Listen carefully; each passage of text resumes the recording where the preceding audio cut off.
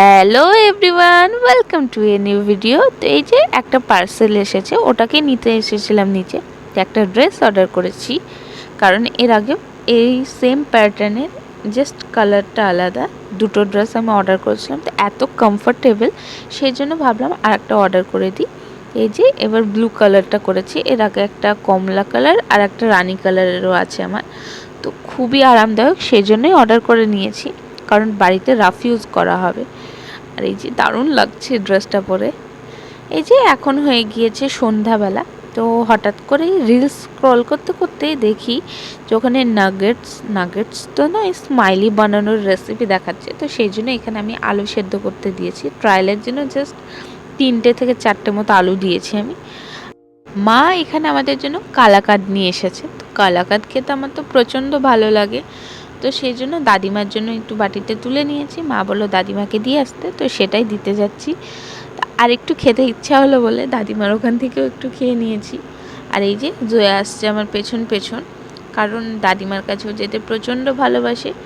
আমার দাদিমা হয় তো ও সবসময় বলে মা দাদি নাই, মা দাদি নাই। তো প্রচণ্ড আনন্দ পায় ও, দাদিমার সঙ্গে খেলা করে, খাবার দাবার খেয়ে দিয়ে আসে। এসে দেখি নমন জয়াকে ঘুম পাড়ানোর চেষ্টা করছে, তো ফোন দেখছে আর এক হাতে ঘুম পাড়ানোর চেষ্টা। তো আমাকে বললো তাড়াতাড়ি স্মাইলিগুলো বানিয়ে দে। তো এই যে আমি আলুগুলোকে গ্রেট করতে চলে এসেছি, কারণ এমনি হাতে ম্যাশ করলে না ওখানে একটা চাংস টাইপের থেকে যায়। এই যে এদিকে চপগুলো নিয়ে আমি বসে পড়েছি, যেটা মা নিয়ে এসেছিলো কিছুক্ষণ আগে। তো জয়াকে জিজ্ঞেস করছি জয়া রানী খাবে, তো বলছে হ্যাঁ। তো এবার আমি আর জয়া খেয়ে নেবো, কারণ মারা একটু পরে খাবে। তো সেই জন্য আজকে ভাবলাম যে স্মাইলিগুলো বানাবো না, পরের দিন বানাবো। তো আজকের মতো এখানে শেষ করি। এই যে সকাল সকাল উঠে পড়েছি, এবার বসে পড়েছি আমাদের চায়ের আসরে। তো আমরা এইভাবেই সবাই মিলে সকালে উঠে চাটা একসঙ্গেই খাই। ভালোই ভাত খাবারটা এমনি নর্মাল খাবার আমরা সারাদিন যে যখন ইচ্ছা খাই, কিন্তু আমরা চাটা সকলে মিলে এক জায়গায় বসে খাই। তো এরই মধ্যে আমার মনে পড়ে যে আমি আমার মায়ের নি ক্যাপটা পরে নিয়েছি, আমার অ্যাঙ্কেল ক্যাপটা বাদ দিয়ে। তো এই যে পাশেই আমার অ্যাঙ্কেল ক্যাপটা আছে।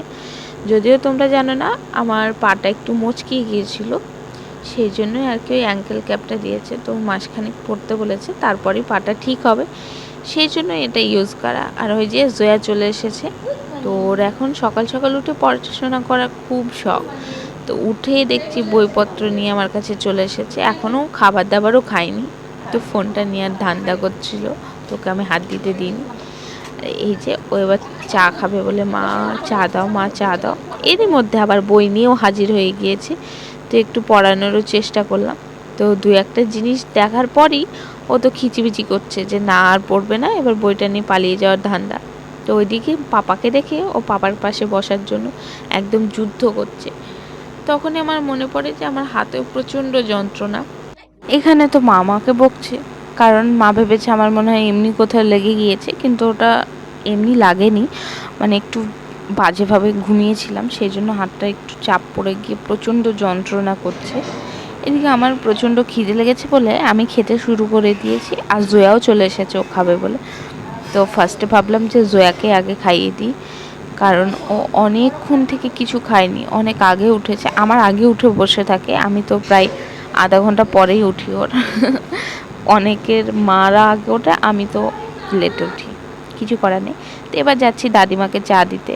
তো পায়ে তো প্রচণ্ড লাগছে, হাঁটা একদমই অসম্ভব ব্যাপার আমার পক্ষে, তবুও আসছি জোর করে, কিছু করার নেই।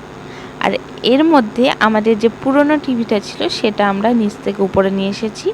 একটা মিস্ত্রিকে কল করেছিলাম, তো সার্ভিস সেন্টারে কল করেছি, সে আসবে, এসে বলবে যে কত কি লাগবে না লাগবে, বা টিভিটা আদেও সারা হবে কি, কারণ অনেক পুরনো টিভি, তো চালানোও নেই আমাদের প্রায় 2-3 বছর।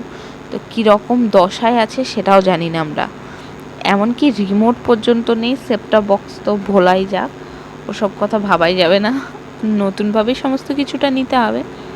এরই মধ্যে ভাবলাম যে এই যে সেলফটা আছে এটাকে পরিষ্কার করব। তখনই কল আসে সার্ভিস সেন্টার থেকে, যে বলে যে এখানে যে পেছনে যে কিউআর কোড বা নাম্বার আছে সেগুলো ফটো ক্লিক করে আমাদের হোয়াটসঅ্যাপে পাঠিয়ে দিন, কি খরচ হবে না হবে বলে দেবো। তো আমার এই যে এটা পরিষ্কার করা প্রায় কমপ্লিট হয়ে গিয়েছে। খুব একটা দেখাতে পারলাম না, কারণ ওই লোকটা ফোন করেছিল, ওরা এসেছিল, তো টিভিটা ঠিক করা যাবে না বলেছে, কারণ ওটা অনেক ড্যামেজ হয়ে গিয়েছে, ডিসপ্লেটাই খারাপ হয়ে গিয়েছে। তো ওই টাকা দিয়ে নতুন একটা নিলে ভালো হবে, কারণ ডিসপ্লে লাগানোর পর মাত্র 3 মাসের গ্যারেন্টি থাকছে। তো এই যে স্মাইলি বানাতে চলে এসেছি। তো আলু সানাটা ওই যে নিয়েছি, কিছু দিয়ে রাখিনি, নর্মালি রেখেছিলাম। তাতে আমার কাছে তো চিলি ফ্লেক্স নাই, তো ওই যে শুকনো লঙ্কাকে কুচি কুচি করে দিয়েছি, একটু লবণ দিয়েছি, একটু বিট লবণও দিয়েছিলাম, তার সঙ্গে কালো জিরে দিয়েছিলাম, আবার এই যে কি বলো ওটাকে গোলমরিচ গুঁড়ো দিয়েছি। বাকিটা এই যে কর্নস্টার্চ দিয়ে এবার পুরো একদম খুমিরের মতো মাখিয়ে নেব, যেরকম রুটির একটা ডো তৈরি হয় ঠিক সেরকম কনসিস্টেন্সিতে নিয়ে আসতে হবে আমাকে। তো ফার্স্ট আমি মাখিয়ে কমপ্লিট করে নিই, তারপর কিছু হবে। তো এই যে দেখছো একটা বোতল নিয়ে চলে এসেছি, আমি ভাবলাম এটা দিয়ে করলে সুন্দর হবে, কারণ আমি অনেকভাবে ট্রাই করলাম, কোনোভাবেই হচ্ছে না। শেষমেশ এই বোতলটা দিয়ে ট্রাই করছি, দেখি কীরকম হয়। তো কাকিমাও এসে দেখছি আমার হেল্প করার চেষ্টা করছিল। তো আমি যতবারই ট্রাই করছি ওই যে পিঁড়েটাতে বারবার লেগে যাচ্ছে, তো কোনো রকমভাবে পারছিলাম না। লাস্টে আমার একটা বুদ্ধি আসে যে যেরকম এতে হচ্ছে না, তো আমি কি করি, হাত দিয়ে একটা শেপ বানাই। তো যেরকমই হোক টেস্টটা তো সেমই থাকবে, আকারটা কীরকম হচ্ছে সেটা দেখে তো লাভ নেই। তো এই যে দেখতেই পাচ্ছ তুলতে পারছিলাম না। তো শেষমেশ আমার যে আইডিয়াটা মাথায় এসেছিলো সেটাই কাজে লাগাই, যে নিজের হাত দিয়ে সমস্তটা বানিয়ে ফেলবো। তো এই সময় তো আমি প্রচণ্ড রেগে গিয়েছিলাম, কারণ এত কষ্টে বানিয়েছি আর এরকম যদি হাল হয় রাগ তো হবে। তো এই যে এবার দেখছো হাতে একটু কর্নস্টার্চ নিয়েছি, আর এইভাবে ছোট ছোট লেচি কেটে ওটা দিয়ে বানিয়ে ফেলছে স্মাইলি। তো স্মাইলির যে ফেস ডিজাইনটা সেটাও আমার সঙ্গে হচ্ছিল না। তো এবার ভাবলাম যে একটু ফ্রেঞ্চ ফ্রাইজের মতো লম্বা লম্বা বানিয়ে ফেলি, তো সেরকমই করছি আর কি। তো খুব সুন্দর হয়েছিল আর ফ্লাফিও হয়েছিল, আবার খুব একটা অয়েলও সোক করেনি, এত সুন্দর হয়েছিল। আমার ভাই আর আমার মেয়ে তো একদম ফ্যান হয়ে গিয়েছিল পুরোটা। এই যে এবার আস্তে আস্তে আমি পুরোটাকে ভেজে নেব, তারপর ভাজার পর তোমাদের রিয়াকশন দেখাবো যে কার কেমন লেগেছে।